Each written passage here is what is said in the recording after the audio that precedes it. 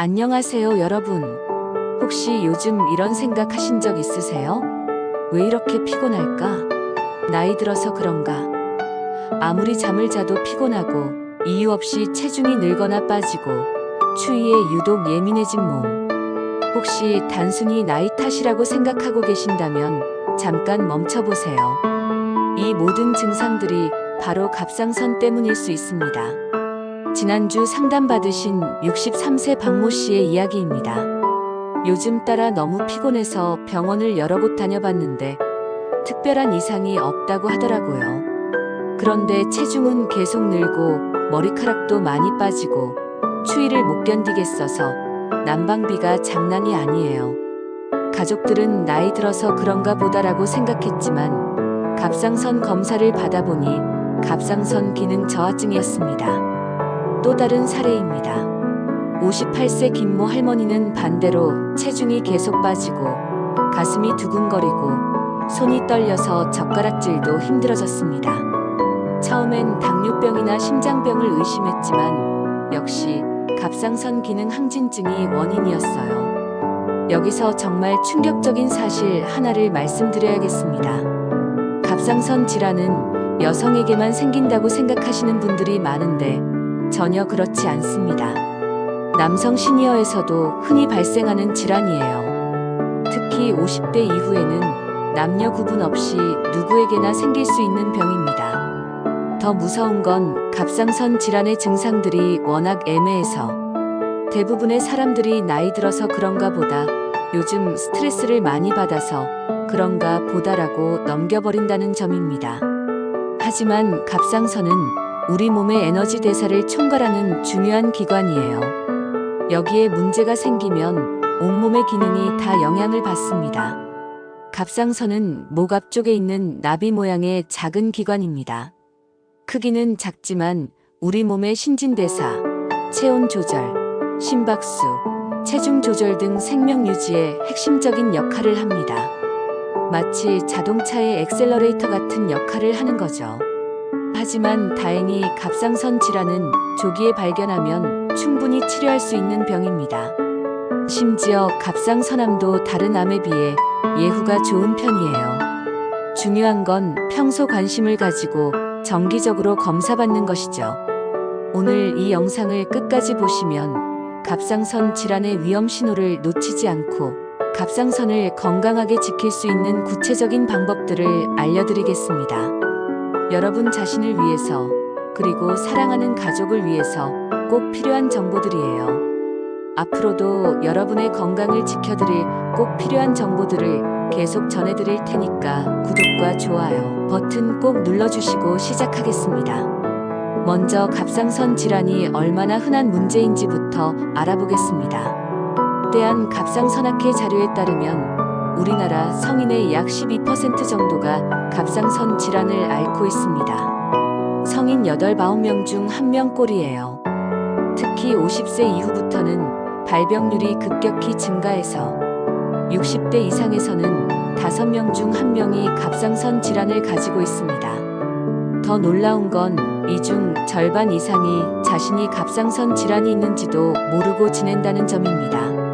증상이 애매하거나 서서히 진행되기 때문에 나이 들어서 그런가 보다라고 넘기는 경우가 많거든요. 갑상선 질환은 크게 3가지로 나눌 수 있습니다. 첫 번째는 갑상선 기능 저하증입니다. 갑상선 호르몬이 부족하게 분비되는 병인데 마치 자동차의 엑셀러레이터가 제대로 작동하지 않는 것과 같아요. 신진대사가 느려지면서 여러 가지 증상이 나타납니다. 주요 증상으로는 만성 피로와 무기력감이 가장 흔합니다. 아무리 잠을 자도 피곤하다, 하루 종일 기운이 없다는 분들이 많아요. 또한 추위를 못 견디게 됩니다. 다른 사람들은 덥다고 하는데 혼자만 춥다고 하시는 경우가 많죠. 체중도 늘어납니다. 식욕은 오히려 없는데 체중이 계속 증가해요. 신진대사가 느려져서 칼로리 소모가 줄어들기 때문입니다. 변비도 생기고 머리카락이 많이 빠지고 피부가 건조해지고 거칠어집니다. 기억력과 집중력도 떨어집니다. 요즘 깜빡깜빡한다, 머리가 멍하다는 증상을 호소하시는 분들이 많아요.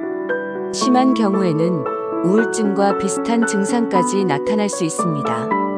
두 번째는 갑상선 기능 항진증입니다.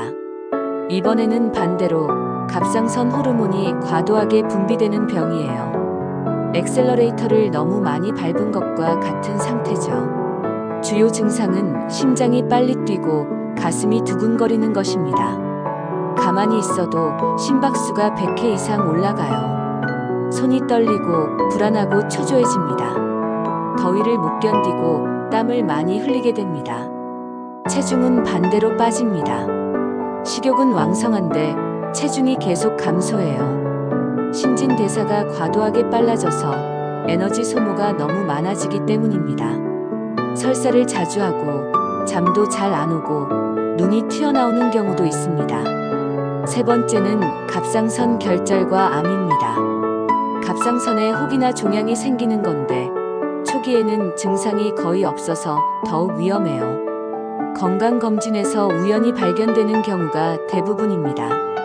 갑상선암은 다른 암에 비해서는 진행이 느리고 예후가 좋은 편이에요. 하지만 방치하면 주변 조직으로 퍼질 수 있으니까 조기 발견이 중요합니다. 목에서 만져지는 덩어리가 있거나 목소리가 변하거나 음식을 삼키기 어렵다면 반드시 검사를 받아야 합니다.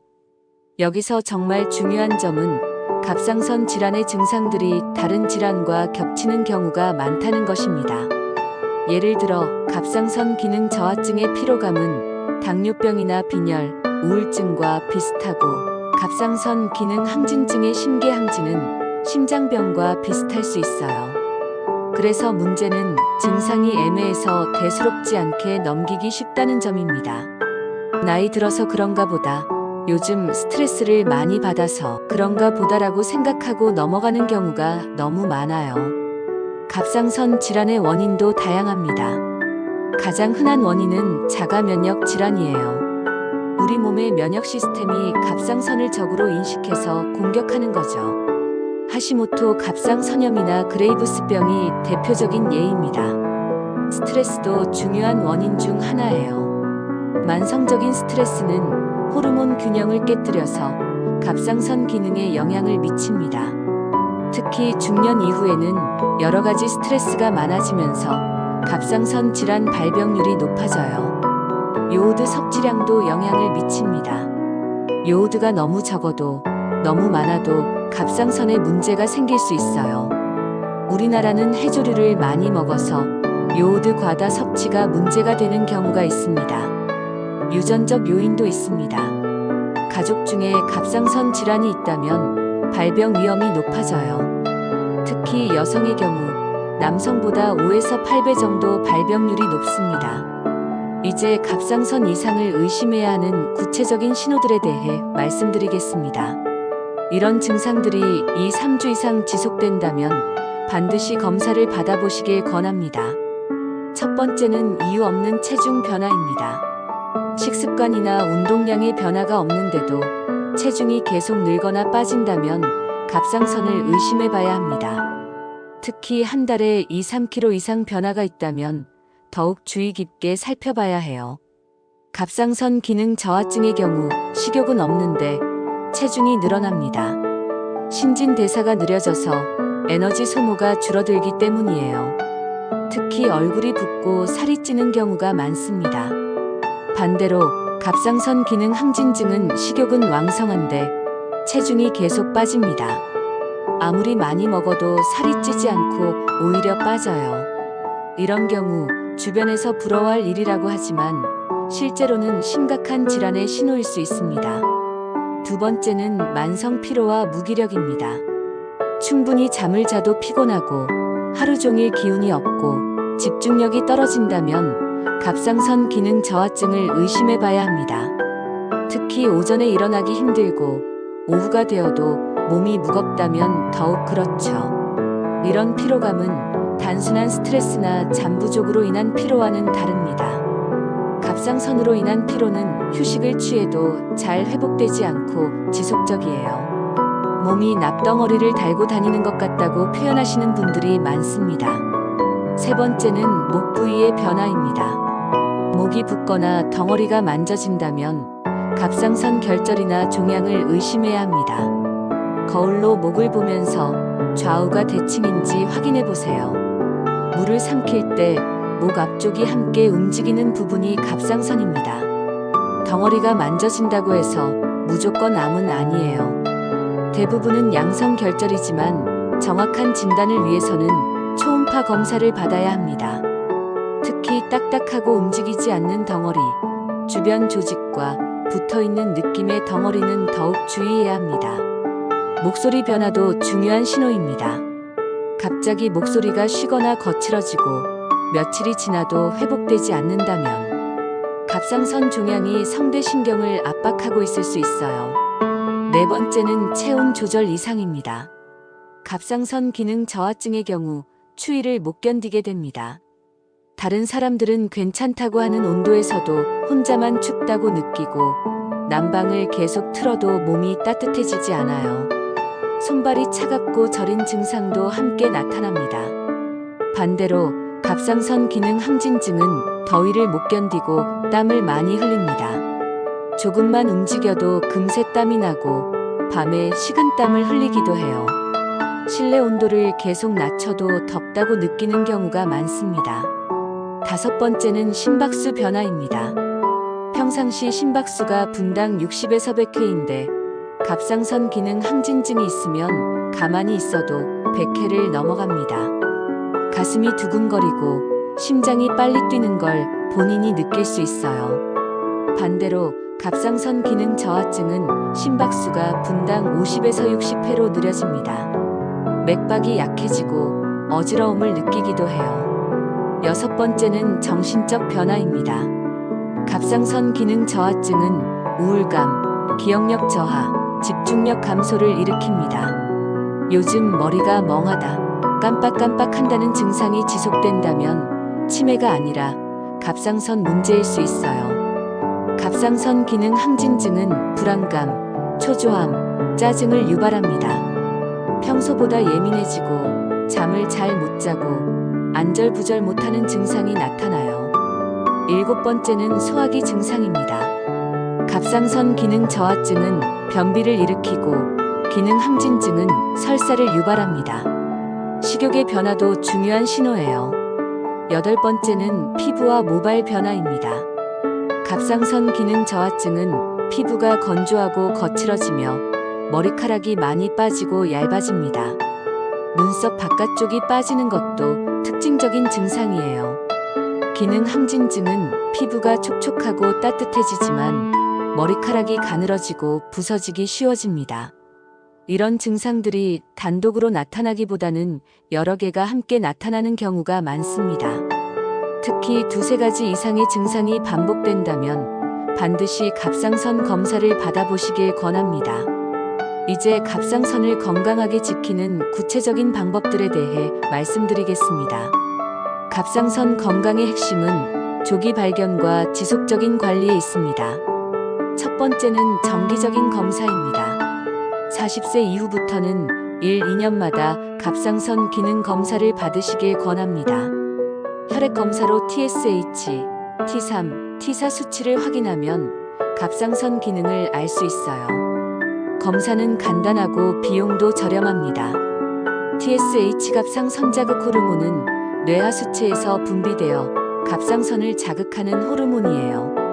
갑상선 기능이 떨어지면 TSH가 올라가고 기능이 과도하면 TSH가 내려갑니다. T3과 T4는 갑상선에서 직접 분비되는 호르몬들이고요. 초음파 검사도 중요합니다. 목에서 덩어리가 만져지거나 가족력이 있다면 1년마다 초음파 검사를 받아보세요. 초음파로 갑상선의 크기, 모양, 결절 유무를 정확히 알 수 있습니다. 두 번째는 스트레스 관리입니다. 스트레스가 갑상선 호르몬 균형에 직접적인 영향을 미치기 때문에 스트레스 관리가 매우 중요해요. 만성적인 스트레스는 갑상선 기능을 떨어뜨리고 자가 면역 질환을 악화시킵니다. 스트레스 관리 방법으로는 규칙적인 운동, 충분한 수면, 취미 활동, 명상이나 요가 같은 이완 기법이 도움됩니다. 특히 복식 호흡은 스트레스 호르몬을 줄이고 자율신경을 안정시켜줘요. 인간관계나 경제적 스트레스도 갑상선에 영향을 미칩니다. 혼자 고민하지 마시고 가족이나 전문가와 상담하는 것이 좋습니다. 세 번째는 적절한 운동입니다. 규칙적인 운동은 호르몬 균형을 맞춰주고 면역 기능을 강화시킵니다. 특히 유산소 운동은 갑상선 기능을 개선하는 데 도움이 돼요. 하지만 갑상선 기능 항진증이 있다면 격렬한 운동은 피하는 것이 좋습니다. 심박수가 더 올라가고 증상이 악화될 수 있거든요. 대신 가벼운 걷기나 요가 같은 운동을 하세요. 갑상선 기능 저하증이 있다면 운동하기가 힘들겠지만 꾸준한 운동이 호르몬 기능 회복에 도움이 됩니다. 처음에는 가벼운 운동부터 시작해서 점차 강도를 높여가세요. 네 번째는 충분한 수면입니다. 수면 중에 성장 호르몬과 각종 호르몬들이 분비되면서 갑상선 기능도 회복됩니다. 하루 7-8시간의 충분한 수면을 취하고 규칙적인 수면 패턴을 유지하세요. 갑상선 질환이 있으면 수면의 질이 떨어지는 경우가 많아요. 기능 저하증은 과도한 졸음을, 기능 항진증은 불면증을 유발합니다. 수면 환경을 개선하고 필요하면 전문가의 도움을 받으세요. 다섯 번째는 금연과 절주입니다. 담배에 들어있는 화학물질들이 갑상선 기능을 방해하고 갑상선암 위험을 높입니다. 과도한 음주도 호르몬 균형을 깨뜨려서 갑상선에 나쁜 영향을 미쳐요. 실제 사례를 말씀드리면 부산에 사시는 65세 정모 씨는 3년 전 정기검진에서 갑상선에 1cm 크기의 결절이 발견되셨습니다. 조직검사 결과 다행히 양성이었지만 의사는 6개월마다 추적 검사를 받으라고 하셨어요. 정 씨는 그 후 스트레스 관리에 신경 쓰시고 금연을 하시고 규칙적인 운동을 시작하셨습니다. 3년째 추적 검사를 받고 계시는데 결절 크기에 변화가 없고 갑상선 기능도 정상을 유지하고 계십니다. 조기 발견 덕분에 큰 병을 막을 수 있었다고 말씀하십니다. 여섯 번째는 환경 호르몬 노출을 줄이는 것입니다. 플라스틱 용기, 농약, 합성 세제 등에 포함된 환경 호르몬들이 갑상선 기능을 방해할 수 있어요. 가능하면 유기농 식품을 드시고 플라스틱 용기 사용을 줄이세요. 음식으로도 갑상선 건강을 지킬 수 있습니다. 갑상선 호르몬 합성에 필요한 영양소들을 충분히 섭취하고 갑상선에 해로운 음식은 피하는 것이 중요해요. 첫 번째는 해조류입니다. 김, 미역, 다시마에는 요오드가 풍부하게 들어있어요. 요오드는 갑상선 호르몬 합성에 꼭 필요한 원료입니다. 하지만 여기서 중요한 건 적정량을 섭취해야 한다는 점이에요. 요오드가 부족해도 갑상선 기능 저하증이 생기지만 너무 많아도 갑상선 기능 이상이 생길 수 있습니다. 하루 권장량은 150 마이크로그램 정도인데 미역국 한 그릇이면 충분해요. 해조류를 매일 많이 드시는 분들은 오히려 줄이시는 것이 좋습니다. 특히 갑상선 기능 항진증이나 갑상선 결절이 있는 분들은 요오드 섭취를 제한해야 할 수도 있어요. 의사와 상담해서 적절한 섭취량을 정하세요. 두 번째는 브라질넛입니다. 브라질넛에는 셀레늄이라는 미네랄이 매우 풍부하게 들어있어요. 셀레늄은 강력한 항산화 효과가 있어서 갑상선을 활성산소로부터 보호해줍니다. 또한 갑상선 호르몬의 활성화에도 중요한 역할을 해요. 브라질넛 2-3개면 하루 셀레늄 필요량을 충족할 수 있습니다. 너무 많이 드시면 셀레늄 과다로 인한 부작용이 있을 수 있으니 적당량을 드세요. 브라질넛 외에도 참치, 계란, 마늘에도 셀레늄이 들어있습니다. 세 번째는 달걀과 우유입니다. 달걀에는 고품질 단백질과 비타민 D, 셀레늄이 풍부해요. 우유에도 단백질과 칼슘, 비타민 D가 많이 들어있습니다. 이들 영양소는 갑상선 호르몬 합성과 뼈 건강에 도움을 줍니다. 특히 갑상선 기능 저하증이 있으면 골밀도가 떨어질 위험이 있어서 칼슘과 비타민 D 섭취가 더욱 중요해요. 달걀은 하루 한두 개, 우유는 하루 한두 잔 정도가 적당합니다. 네 번째는 신선한 과일과 채소입니다. 과일과 채소에는 비타민 C, 비타민 E, 베타카로틴 같은 항산화 비타민이 풍부해요. 이들은 갑상선을 활성산소로부터 보호하고 면역 기능을 강화시킵니다. 특히 브로콜리, 시금치, 당근, 블루베리, 오렌지 같은 색깔이 진한 과일과 채소를 추천합니다. 하루 대여섯 가지 이상의 다양한 색깔의 과일과 채소를 드시려고 노력해보세요. 다섯 번째는 견과류와 씨앗류입니다. 호두, 아몬드, 해바라기씨, 호박씨에는 아연, 마그네슘, 비타민 E가 풍부합니다. 아연은 갑상선 호르몬 합성에 필요한 미네랄이고 마그네슘은 스트레스 완화에 도움을 줍니다. 하루에 한 줌 정도의 견과류를 드시면 됩니다. 소금에 절인 것보다는 생것이나 볶은 것이 좋아요. 여섯 번째는 생강과 강황입니다. 생강에는 진저롤이라는 성분이 있어서 염증을 줄이고 소화를 돕습니다. 강황에 커큐민도 강력한 항염 효과가 있어요. 갑상선 자가 면역 질환이 있는 분들에게 특히 도움이 됩니다. 생강차나 강황 우유를 드시거나 요리에 양념으로 사용하시면 됩니다. 반대로 피해야 할 음식들도 있습니다. 첫째, 가공식품과 정제 설탕은 염증을 증가시키고 면역 기능을 떨어뜨립니다. 둘째, 콩과 십자화가, 채소, 양배추, 무, 케일은 갑상선 호르몬 합성을 방해할 수 있어요. 특히 갑상선 기능 저하증이 있다면 생으로 많이 드시지 마세요. 익혀서 드시거나 적당량만 드시면 됩니다. 셋째, 과도한 카페인은 갑상선 약물 흡수를 방해하고 불안감을 증가시킬 수 있습니다. 넷째, 알코올은 갑상선 호르몬 대사에 악영향을 미치니 적당히 드세요. 갑상선 건강은 음식 한 끼에서 시작됩니다. 오늘부터라도 갑상선에 좋은 음식들을 하나씩 식탁에 올려보세요. 오늘 말씀드린 내용을 다시 한번 정리해드리겠습니다. 갑상선은 작은 기관이지만 우리 몸의 에너지를 조절하는 거대한 엔진입니다. 조기 발견과 꾸준한 관리가 곧 건강 수명을 지켜냅니다. 기억해야 할 핵심 5가지입니다. 첫째, 이유 없는 체중 변화, 만성 피로, 목의 변화 등 갑상선 이상 신호를 놓치지 마세요.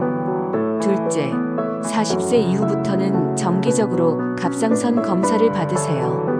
셋째, 스트레스 관리와 규칙적인 생활 습관을 유지하세요. 넷째, 적절한 요오드와 셀레늄, 항산화 비타민이 풍부한 음식을 드세요. 다섯째, 증상이 있다면 혼자 고민하지 말고 전문의와 상담받으세요.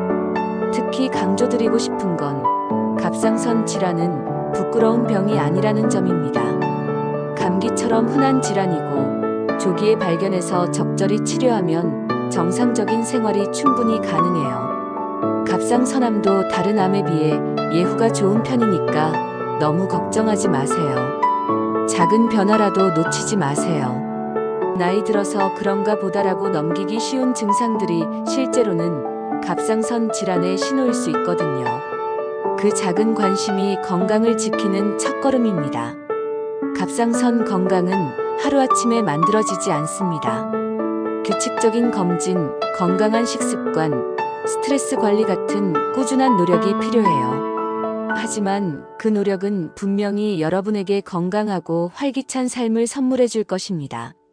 가족분들께도 당부드리고 싶습니다. 부모님이나 배우자가 평소와 다른 모습을 보이신다면 갑상선 검사를 권해보세요. 특히 여성 가족이 있다면 더욱 관심을 가져주시고요. 갑상선은 우리 몸의 에너지 중추입니다. 이곳이 건강해야 온몸이 활기차게 돌아갑니다. 70대, 80대가 되어도 젊은 시절처럼 활동적으로 살 수 있는 비결 중 하나가 바로 갑상선 건강이에요. 마지막으로 당부드리고 싶은 말씀이 있습니다. 갑상선 질환 진단을 받으셨더라도 절망하지 마세요.